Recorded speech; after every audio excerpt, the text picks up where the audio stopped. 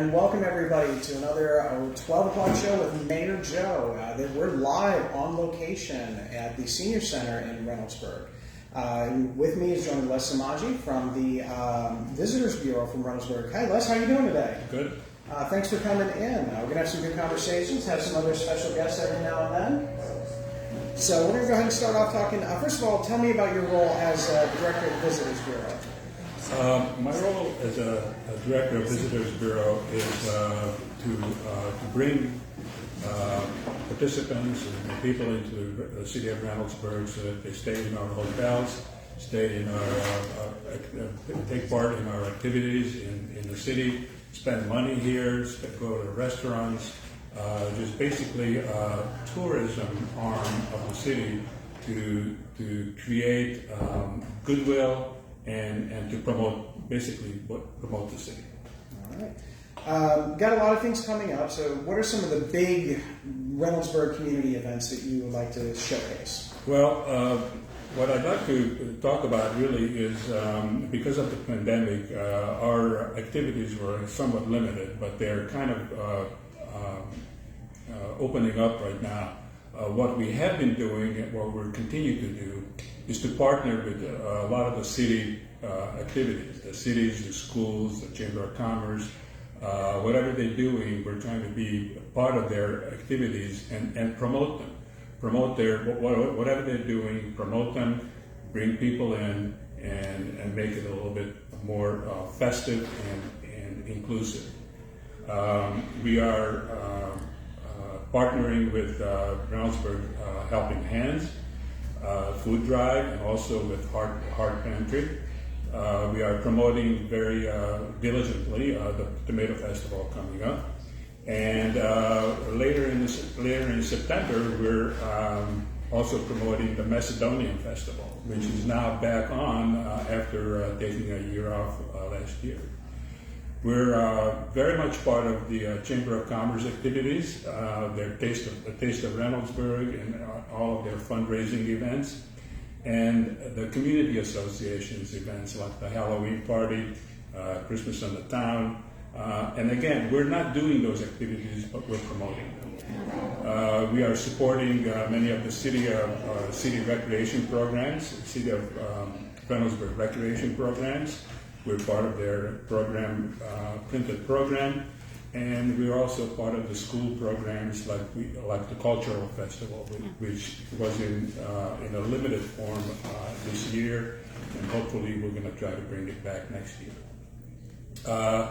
One of the things that I'm very proud of that we're doing, and I've been doing this for about 14 years, is Reynoldsburg Magazine. The magazine is a citywide magazine. Features people in the city, activities in the city, things and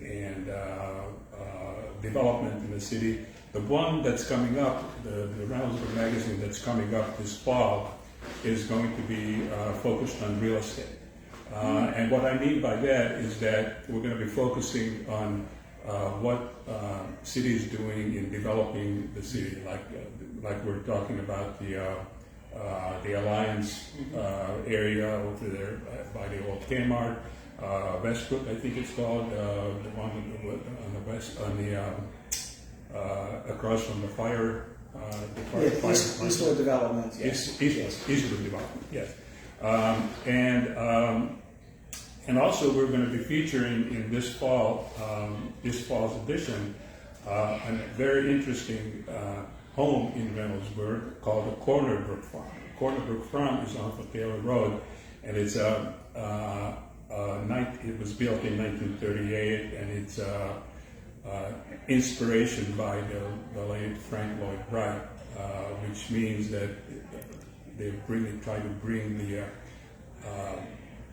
nature into the home, and it's a gorgeous home. We're going to do a review of it. We're also featuring Officer Wilson, who is a motorcycle unit trainee with the City of Reynoldsburg Police Department, and we're going to do a full page on his training, how difficult it is, and it's going to be very interesting. We're going to announce a photo and essay contest. We're going to invite the people of city to enter photos and essays, and the theme will be the new normal. You can ask them how they feel about it, what they want to see in the new normal, and express it in either written word or in photography. So those are some of the things that are coming up in our fall issue.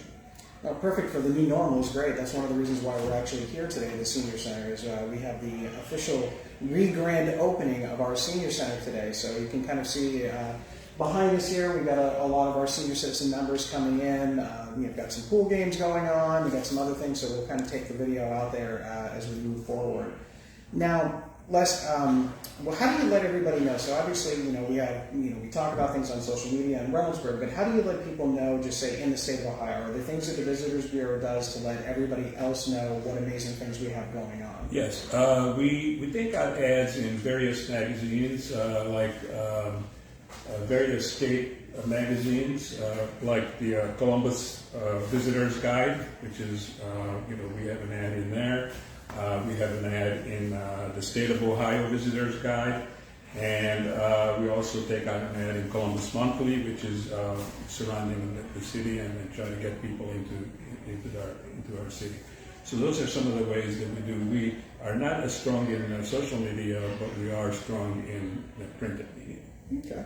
Now, are there any events that you would like the community, not just our community, but basically anybody in the state that you think that they should take their time and participate, come in and witness what we've got going on? Yes, definitely. Tomato Festival is one of the biggest things that we've had after taking a little time off last year and doing it for so many years before that. I'm so glad that we have that again we're so proud of it, and the city is doing an incredible job in scheduling it, planning it, and of course we're going to do our part in promoting it. The Macedonian Festival is something new. It's not new, but it's new for us to promote it. We've never been part of it before, but I'm very excited that the community allows us to. And I know next year we've talked about the Macedonian community doing something similar, so that way we can get our baklava more than just one time a year.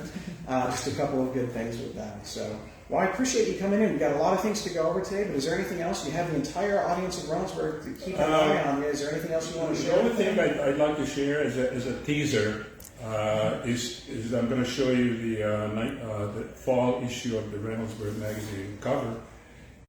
Again, it's Officer Wilson, and hopefully we'll draw you into the magazine.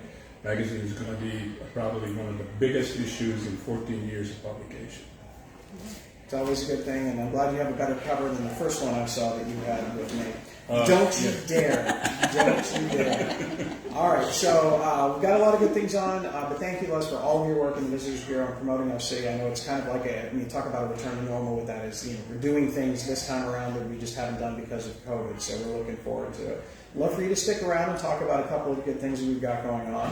If you were unable to watch our council meeting on Monday, before our council meeting, we actually were recognized as a new event here in Reynoldsburg. We are actually part of the Purple Heart Trail. We are recognized as a Purple Heart City. So basically what that means is that we are being recognized for our dedication and honoring those veterans who have actually earned a Purple Heart in combat. A couple of the jokes that were going around by the guests who were there talked about all the presenters had at least one Purple Heart, one had two, and two of them had 3 Purple Hearts. And then they made the joke that they missed the day that they taught ducking in basic training. So that's part of the issue that's out there. But you may start seeing some veteran Purple Heart parking areas at some of our community parks, in our Memorial Plaza parking lot, things like that. And then we are going to be connected to the Purple Heart Trail, so you can actually go from city to city throughout the state of Ohio and really across the country to see all of those particular locations. It was an honor to be there and be recognized to be part of this group. We also have our Main Street update. For those of you watching, I know that you've heard about Main Street and the construction that's going on. As of right now, we are still on track for the Main Street paving on the Franklin County side to begin July 27th, and it's going to be at night. They're going to do the paving at night, so we shouldn't have as many traffic disruptions on the majority of Main Street.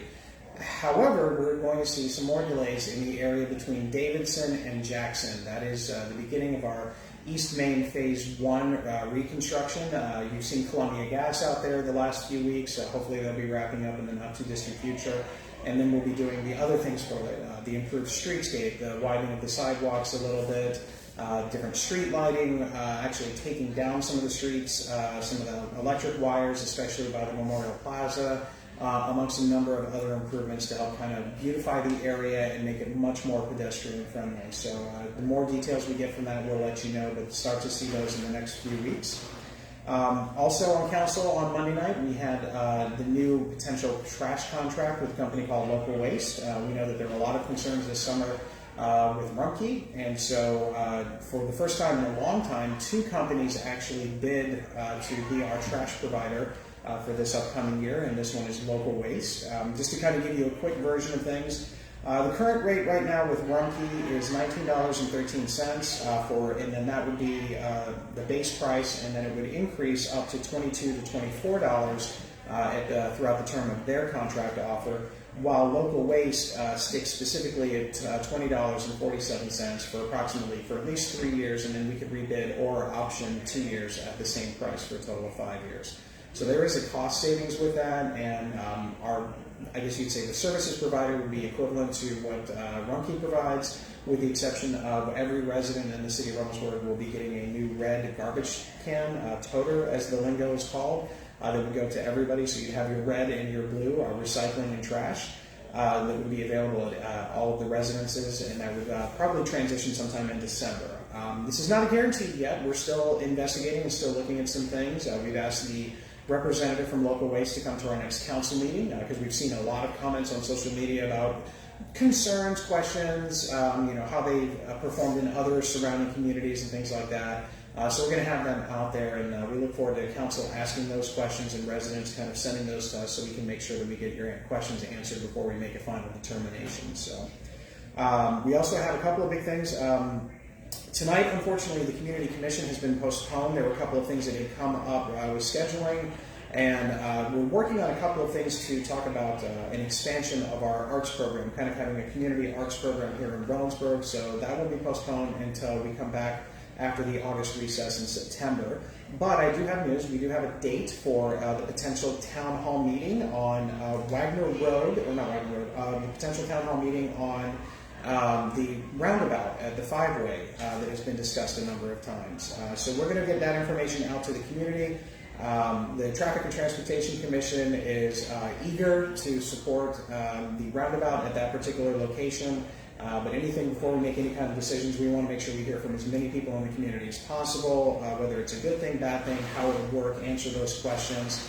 So the first step that we're going to have is a town hall meeting on August 31st at City Hall at 7 o'clock. It'll be broadcast on Facebook, but you are more than welcome to come in and take a look at it, and we'll get into all the details about the potential way that it would look, how the time frame and all of that, and obviously the cost as well.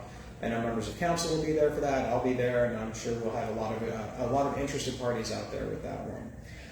Any questions before I move on to the next thing? All right, so now the next thing we got is we do have a couple of awards. If you remember, we had our Litter Cleanup Challenge Day not too long ago, so we have one of the award winners is Melissa Spring, who has claimed her Canes gift certificate, so a big thank you to Canes out there.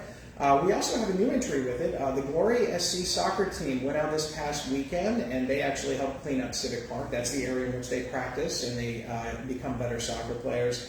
And so we had some good awards left over from this contest, so we figured we'd go ahead and give those kids some of those rewards as well, just for doing a great job of cleaning up Civic Park. So again, thank you to Glory SC for going and doing that. Aside from the big thing that's going on back here today, the event of the grand reopening of the Senior Center, we have our farmers market tomorrow night. We have our food truck Wednesday night tonight. And let me tell you, garlic bread meatball sub. That's all I'm going to say. Take a look at it. It looks really good. You know where I'm going to be later today for that one. This Saturday, we actually have books, badges, and blankets sponsored by the Empower Our Youth Foundation, and with appearances from the Reynoldsburg Police Department, that they're going to be out there doing some outreach reading some stories to the youth of the community, and it's going to be at Huber Park from 11 to 12, so we hope you can join us out there. And then, of course, Thursday night, our Music in the Cul-de-Sac series. We're getting closer to the end, unfortunately. We're getting close to the end of July, but take a look at that and see where they're located at, ready for that event as well.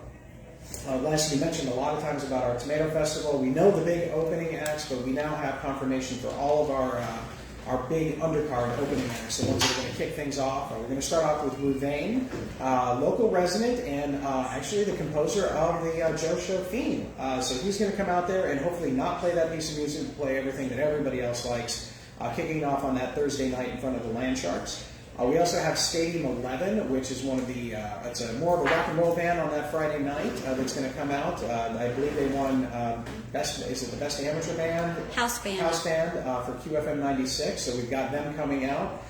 We did, unfortunately, Survivor did have to cancel due to some unforeseen health circumstances, so they are going to step aside, but hopefully we can have them come back.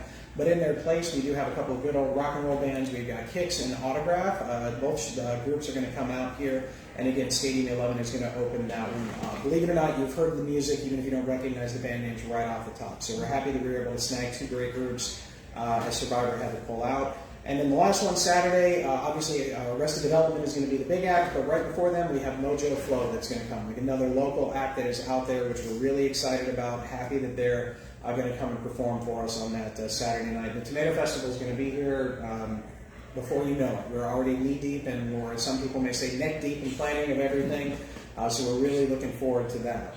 Also wanted to remind everybody out there that we are accepting applications for our Citizens Police Academy. Maybe Les could probably participate in something like that. Absolutely. Citizens Police Academy is going to start in September. It's going to be every Thursday for 8 weeks. It's open to all residents of Reynoldsburg. And you have the opportunity to learn how to be a police officer in the state and also have great community conversations. You're going to learn about a little bit about detective work, the K-9 units. You're going to get your little radar guns and see if people actually are speeding as much as you see out there, that type of thing. So we've got that going on. But most importantly, it actually opens up a dialogue between the police department and our community.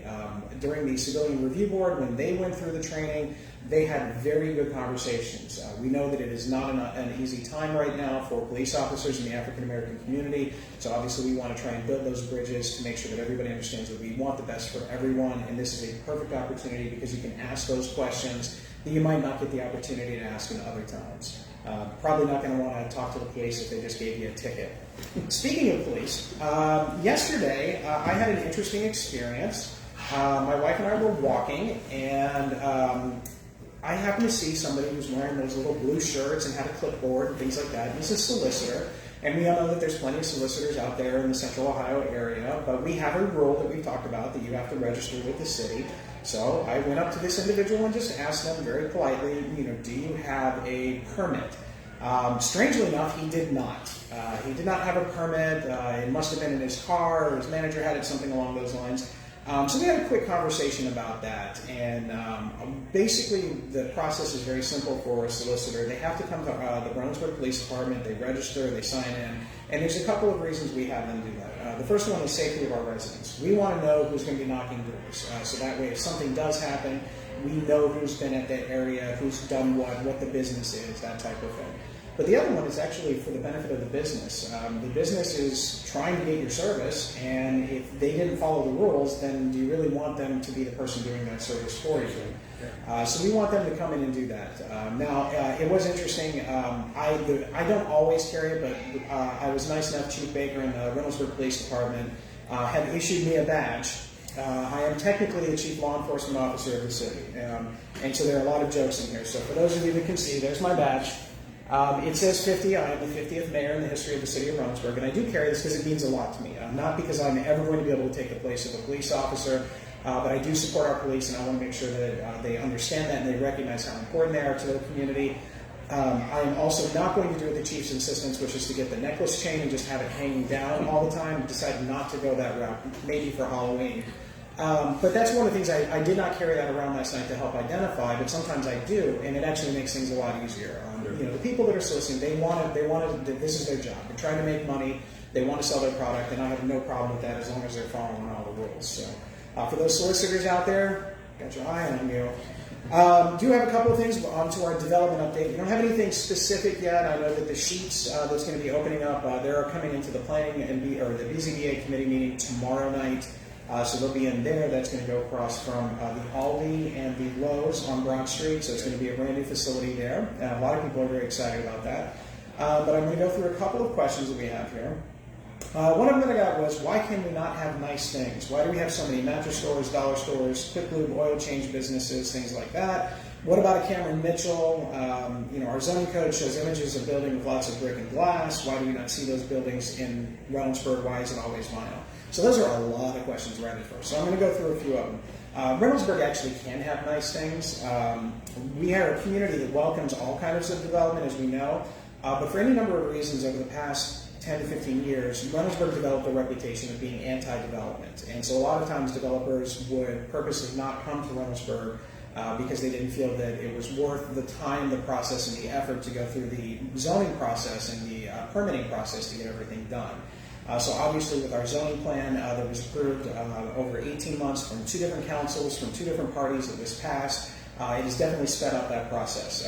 I mentioned at council last week that since January of 2020, we have opened up 52 brand new businesses in this Reynoldsburg, and that's a huge number over the past couple of years. And our revenue that we generate from income tax has actually gone up to, we're at $18.8 million with our next deposit actually coming tomorrow, which puts us $3.7 million over our first pre-COVID year, which is in 2019. So we're actually outperforming that, and that's built on the backs of those small businesses that have opened up over the last 18 months. So we obviously encourage them to come in, and we'll have more as we go forward.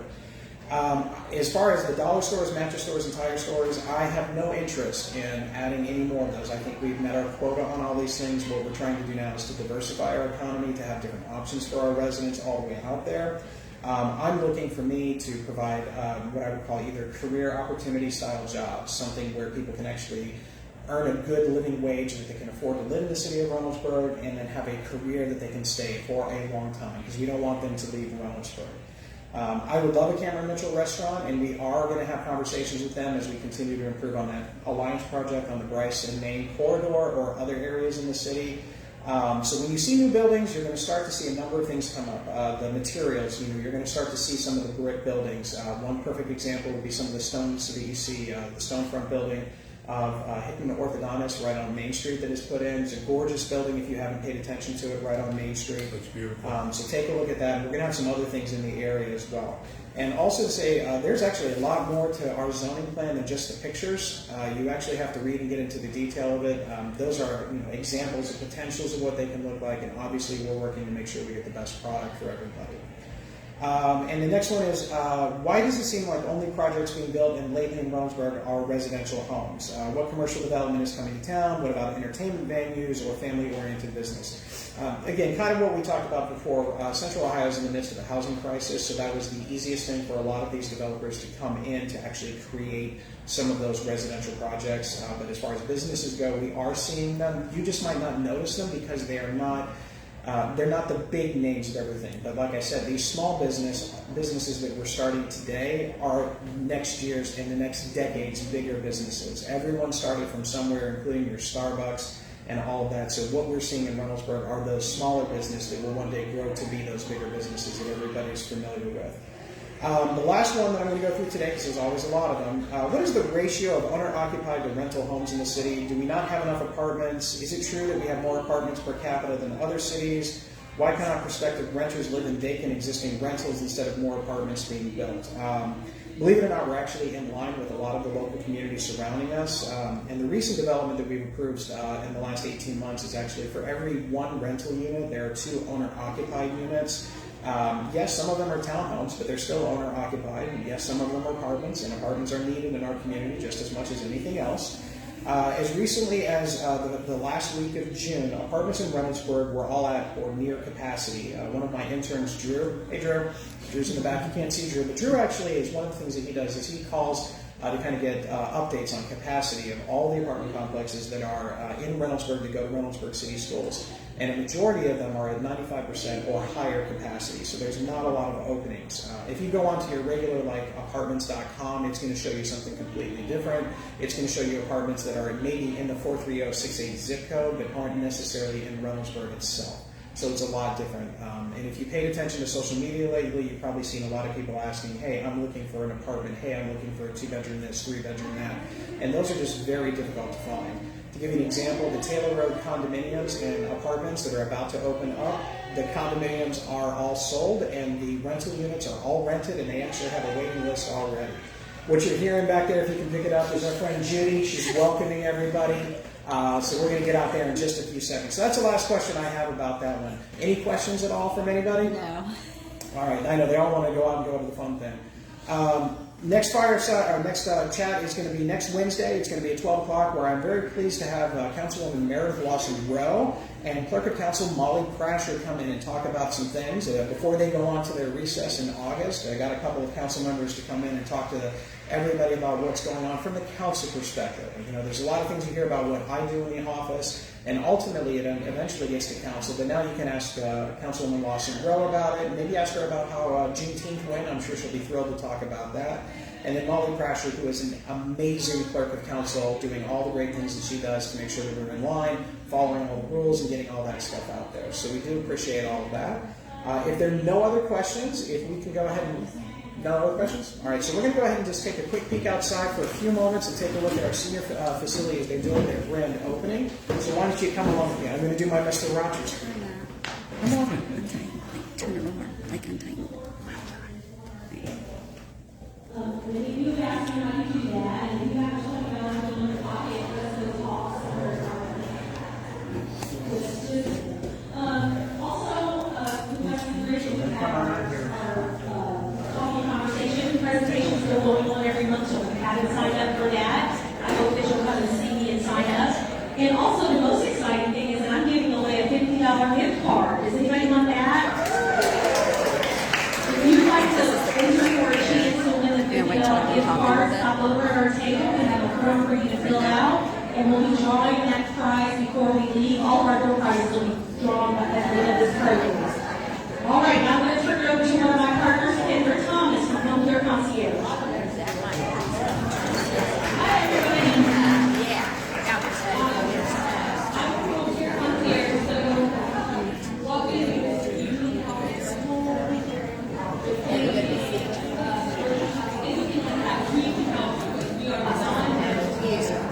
They call non-skilled client concierge.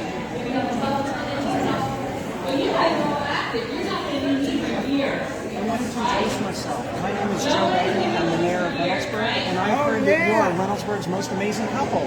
I heard you had a recent anniversary. Yeah, thank you. It's going to be an anniversary. Yeah. So I just wanted, we're actually live right now on our weekly show that we do to kind of let everybody know what's going on in our community. So we just wanted to say hi and wish everybody a happy anniversary. It was really nice to meet you. Thank you so much. Thank you.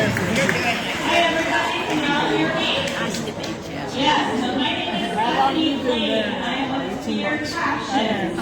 We are based on phones and devices to help those people that have hard time hearing. Thank you for taking some time to talk to us.